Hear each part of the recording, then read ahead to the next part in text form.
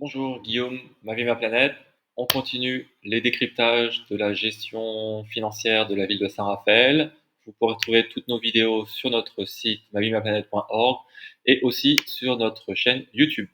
Ok, on continue sur ce document que nous avons acheté qui permet de comparer Saint-Raphaël notamment non seulement avec la moyenne de la strate, donc la moyenne ici, mais aussi avec d'autres communes qui partagent la même typologie que Saint-Raphaël, c'est-à-dire des communes du littoral, touristiques, comme Sainte-Maxime, Antibes, Royan et Biarritz. Là maintenant, on va parler vraiment de l'investissement et du financement. Ok, quand vous avez une ville, vous générez donc des revenus, notamment via les impôts, taxes foncières, etc. Et de l'autre côté, après, vous payez donc principalement, le principal dépense, on l'avait vu dans une vidéo précédente, c'est les employés municipaux. Mais, donc ça, c'est pas dire que c'est principalement, mais aussi, le but d'une ville aussi, c'est d'augmenter le patrimoine euh, de la ville. C'est-à-dire qu'on ne se contente pas de vendre des terrains, désinvestir sur des biens publics, que ce soit des équipements sportifs, des équipements culturels, etc.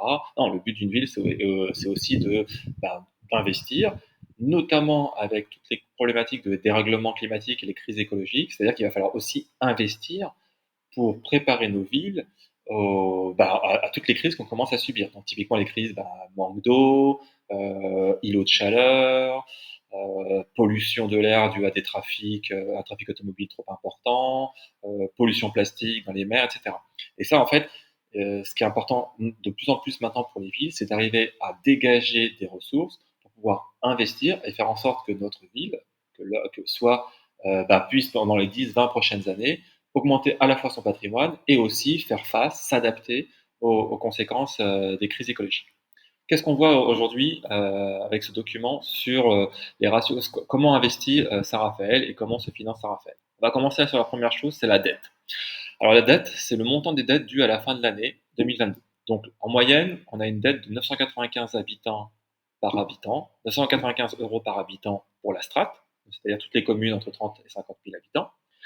Et ce qu'on voit pour Saint-Raphaël, mais pour tous les acteurs qui sont ces villes côtières touristiques, on voit que la dette, elle est très très importante. Bon, là où se distingue Saint-Raphaël, c'est que c'est un très mauvais élève. Rappelez-vous, la note, c'est quand vous êtes à 1, ça veut dire que vous avez 1 sur 10, donc c'est une très mauvaise note, et vous êtes en rouge, vous faites partie de 10% des communes les plus mal notées, 10% des communes les plus mal notées en France.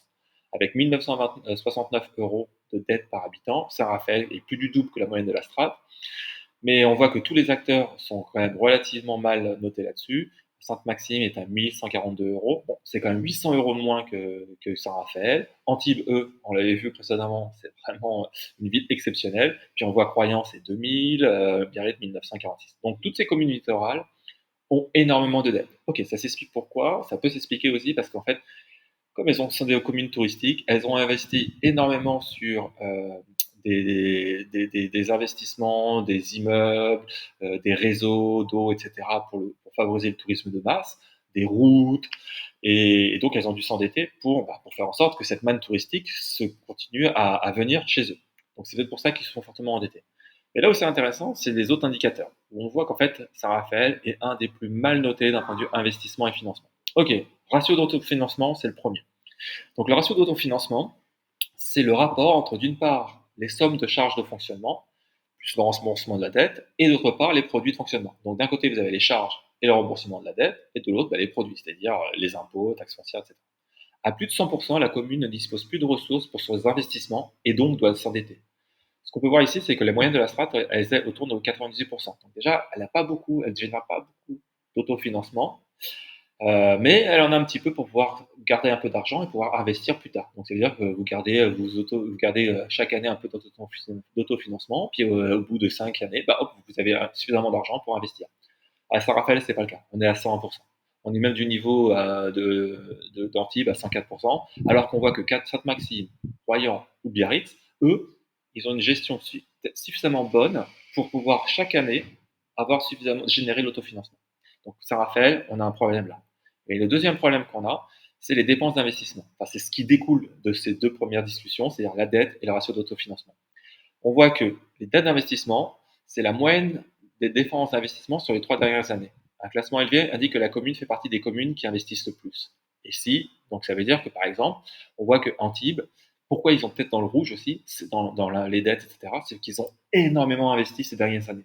Pourquoi? C'est là la question qu'il faut se poser. Est-ce que par exemple ils ont investi pour lutter contre les îlots de chaleur, pour lutter contre la pollution de l'air, pour lutter pour favoriser l'agriculture locale, etc.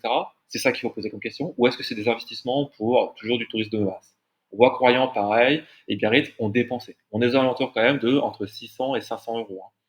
Alors que, et Sainte-Maxime, plutôt 400 euros. Alors que quand on descend chez Saint-Raphaël, nous, on est à 321 euros. C'est-à-dire moins que même la moyenne de la strate de toutes les communes françaises, de ces 30 000 à 50 000 habitants. C'est-à-dire que moins que la moyenne des villes qui ont beaucoup moins de ressources. La conclusion de tout ça, c'est de dire que on a, Saint-Raphaël, on a un autofinancement qui est faible parce qu'on a trop de charges. Pourtant, on a une dette très élevée. C'était parce qu'on a investi énormément pour construire, je sais pas, par exemple, le parc nautique ou bientôt la promenade des bains, etc. Et pourtant, les équipements pour les salariés, pour les habitants, ben, en fait, ils sont faibles. On investit moins. Donc, c'est ça la question qu'il faut poser à nos élus. C'est à quoi servent ces investissements et est-ce que nos élus préparent Saint-Raphaël pour les 10-15 prochaines années et toutes les crises écologiques qu'il va y avoir. À bientôt pour une autre vidéo.